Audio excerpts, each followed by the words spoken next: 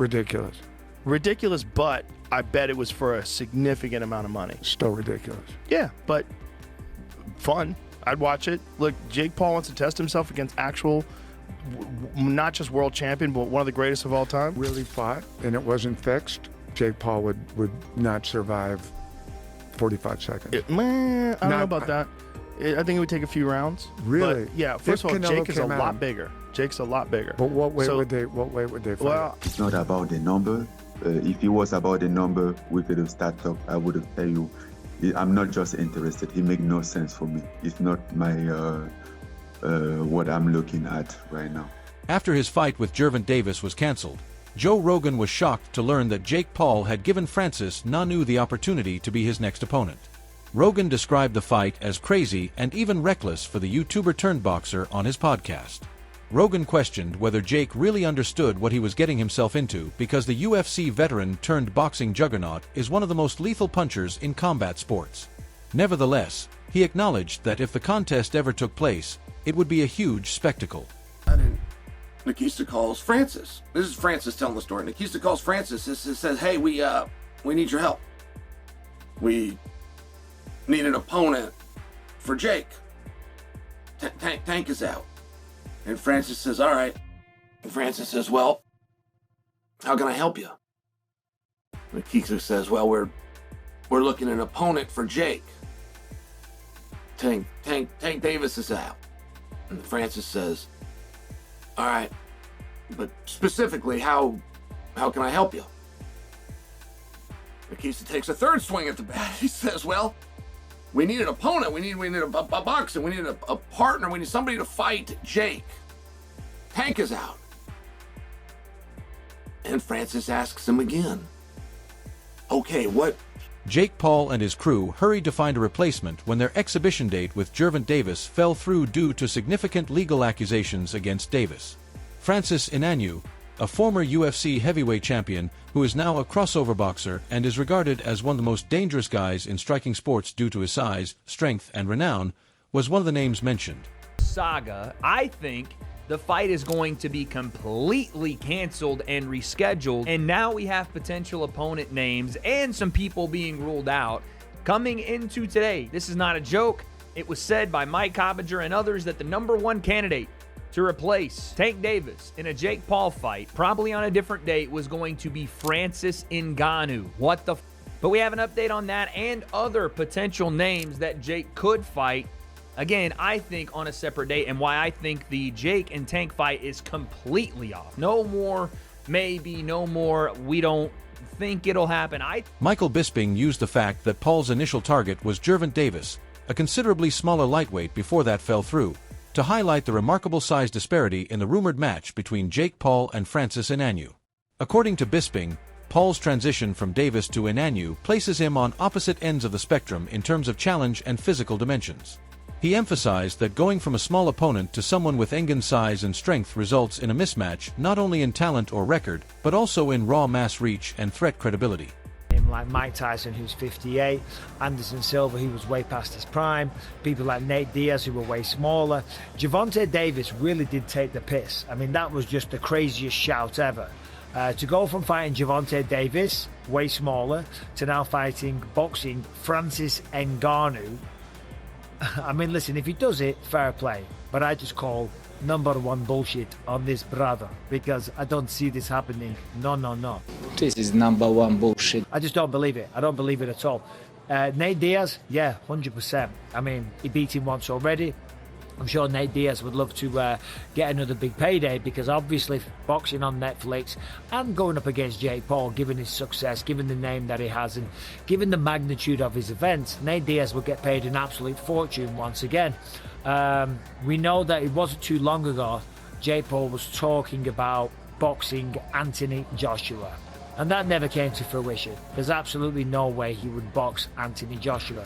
If he did, if he was to do something like that, whether it be Anthony Joshua or Francis Ngannou, I'd give him his props, I'd give him his credit. And you never know, maybe he would do it just for the clout, because in many ways it would be, sorry about the airport notifications, it would be an admirable thing to do. And it will be Jake Paul taking on somebody bigger.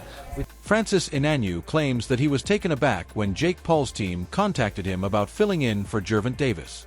He claimed that the plan came out of the blue and didn't fit with his present objectives. Ngannou rejected the notion, claiming that the terms and circumstances didn't make sense to him, even if money was purportedly discussed. He emphasized that this wasn't about money and questioned how moving from Davis to him was presented as a sensible choice. It was about the battle making sense from a professional standpoint. To fight Jake to replace Gervonta, I'm like, who's Jake? I was so confused, I wasn't expecting that at all. And he said, yeah, Jake Paul, he's fighting. And I'm like, no, bro, come on. Don't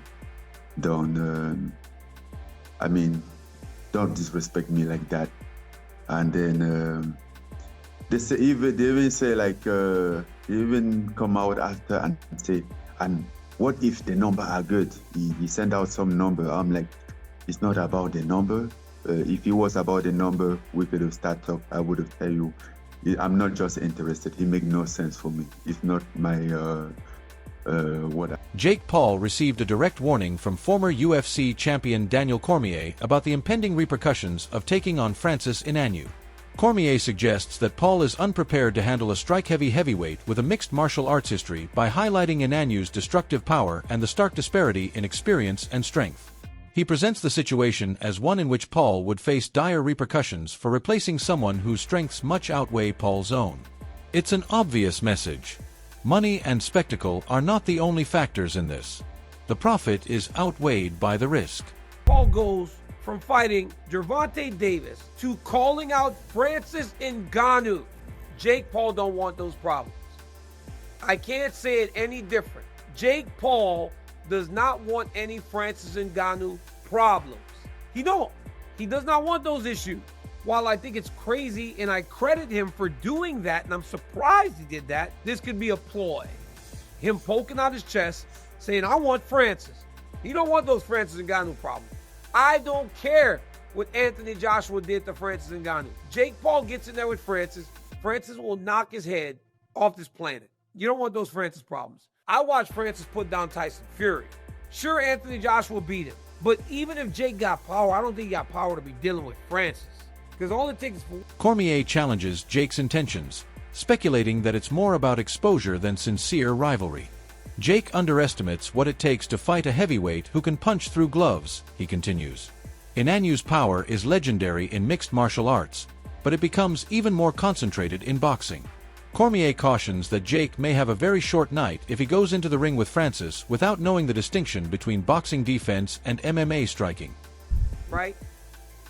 Boxing is much different than mixed martial arts.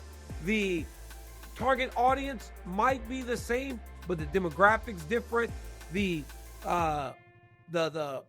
places where people are brought up are different. There's bigger entourages in boxing. It's just a different world in boxing. We've known that from the very beginning. We know that Gervonta Davis was not going to just play to Jake Paul's rules. I still don't know exactly why this thing is falling apart, but it is falling apart bad. It is bursting at the seams. We are almost exactly where we should have never started. This should have never gotten started, but it did. But we are almost now exactly where we need to be in the fight, and that's it. The idea for Jake Paul to take on Francis Ngannou at such short notice has been criticized by a number of pundits as being dangerous for both Paul and the fight's overall narrative. They emphasize that Paul's staff approached Ngannou as a replacement after his initial opponent, Gervonta Davis, withdrew late. But as Ngannou said, it makes little sense for his career trajectory to step in at this late hour. Strategically speaking, Paul wouldn't have enough time to get ready for a heavyweight like Ngannou, who has exceptional strength and experience, due to the short notice. Numerous analysts are comparing the proposed fight between Francis Ngannou and Jake Paul as well as the real fight between Ngannou and Tyson Fury. They prioritize spectacle, stylistic mismatch, and crossover appeal over traditional boxing merit. A bout between Paul Ngannou and Fury would be structured similarly to how Fury faced Ngannou, a former MMA champion, and suffered more than anticipated. a well-known boxer on social media takes on a formidable opponent. Even though Fury was the heavyweight champion, he acknowledged that Ngannou made it one of the hardest fights of his previous 10 years. What's interesting about this is, okay, if they push it back to December, then that's slightly different. But this is the kind of one situation where you're kind of 10 days out, 2 weeks out from a fight, whenever they first got wind of this problem.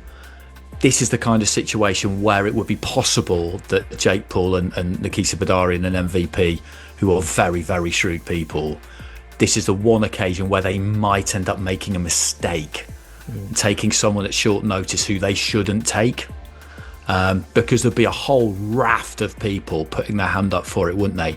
Thinking, I'll take him at short notice. I'll make out that I've been sitting on a beach, eating and drinking for the last 6 months. But anything just to get in there with him, and then on the night, I'm gonna knock his head off. There'll be loads of people putting their hand up for this. And you'd have to be incredibly careful about who you took at short notice, because for it to have any kind of meaning, you would need to take a decent opponent at short notice, because obviously they're up against it because it's short notice. You couldn't take some barely warm body at short notice, because that would be even worse than giving them full notice. So this is the one area, the one situation in which it would be easy for them to make a mistake, but they don't make mistakes with things like this. They just don't. So yeah, I'm not surprised that they haven't been tempted into, somebody. Yeah, Ngannou, that'd be a mistake.